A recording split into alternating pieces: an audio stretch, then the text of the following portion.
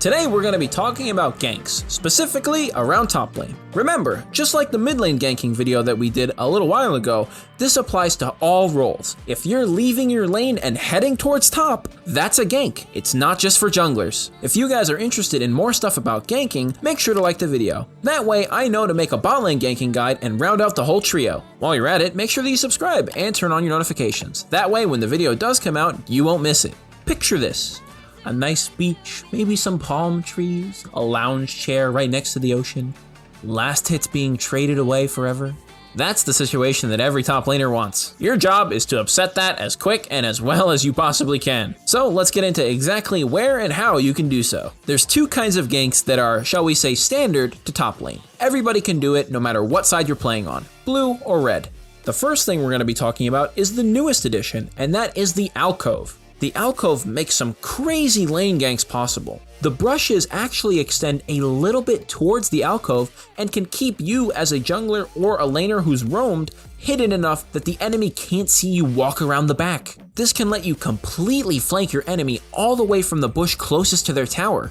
It's especially effective if you as a jungler or a laner who has roamed has CC. The enemy will have no way to dodge it because they're going to be playing behind their minions most likely, and if they go up to CS, you can take advantage of them mispositioning just a little bit and make them explode. Alcoves are really underrated and most people don't ward them. It's a really powerful tool that you absolutely should leverage when looking for kills in top lane. Even if you do know that they have a bush warded, you might be able to sneak your way in the back of the Alcove and then go from there. You don't need to be all the way next to their tower in order to gank them. Just going from the back of the Alcove is already good enough. On top of leveraging the Alcove, don't forget to use those bushes to lane gank. That's what they were originally meant for before the Alcove was included, and you can absolutely still do that. Regardless if you're playing jungle, AD carry, support, or mid, if you're top lane for some reason, say like you killed your enemy laner and you killed the tower, so you're gonna go top and try and kill them there, or you're roaming because you're a support and you just recalled, if you sit in that first bush and the enemy top lane engages on your top laner, well, you're probably gonna kill him. No matter how you look at it, the Alcove and the bushes around the Alcove are extremely powerful and lane ganks are very, very viable. Lane ganks are one of the last things that people check for.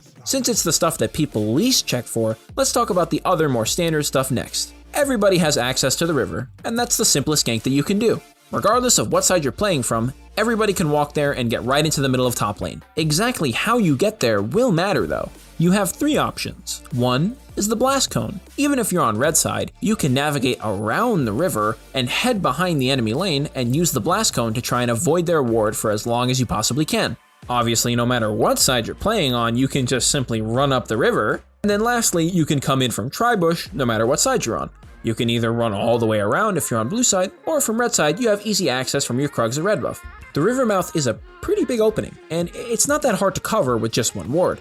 However, red side has a little disadvantage as it takes a bit longer for them to go around and destroy that blast cone that can be a little bit problematic when you're trying to spot out junglers. With all that said though, the river might be a simple gank and kinda easy to spot out, but if your enemy doesn't take the time to prepare for that, oh, you're gonna kill him. Top lane is a very long lane. It's got a curve, so it's obviously much longer than mid lane. This is why it's a very dangerous lane to be in, especially if you're squishy. Because it's so long, the further you extend towards the enemy tower, the more time you have to run back to safety. This is why the river gank can actually be super powerful. If you're pushing up a wave towards your enemy tower, you might want to think about warding that area first, because the enemy jungler can swoop around and cut you off before you can get to your tower. This is something that you want to take advantage of whenever you're ganking top lane, jungler or not. If you know, or you have a good reason to believe that the enemy has not warded the river, and they're even remotely overextending, they're probably gonna die because it's just gonna take too long for them to get under tower. If you feel like your opponent is starting to expect a gank from the river though, or they start warding really well,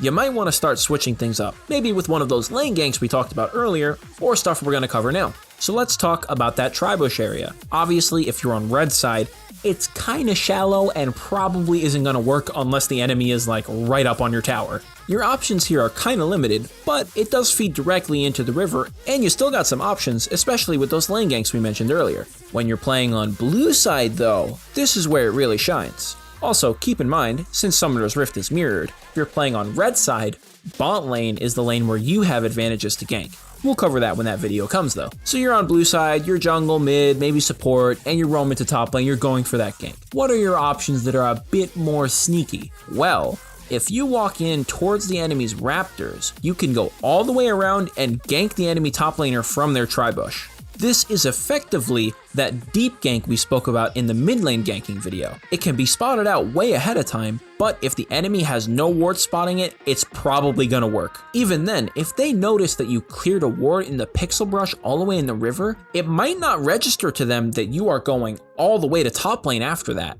If you're a really mobile champion like Nidalee, or maybe even Jarvan, or say Kayn, you could even walk into the Baron pit and use your Q, E, whatever it may be to get you over that wall, and then you have a straight path into top lane. And to give examples of champions who aren't junglers, stuff like Echo, Fizz, maybe even Pyke could also do paths like this. Don't forget to leverage your mobility advantages if you do have one. Aside from getting to that Tribush on red side though, there is one more thing that we're going to talk about, and then we'll talk about some crazy stuff that's kind of champion specific, but if you're really nuts, you could still do it. So if that blast cone is up by the enemy red buff, well, you can use it to blast over the wall towards Krugs and then gank them from even behind their Tribush. This can avoid the ward that they may have placed there and will work almost 90% of the time if you can get there. Just make sure that you choose when to go into the lane carefully, because the ward that they have placed there will eventually spot you towards the wall near their tower. You can't avoid it unless they place the ward in a really bad spot.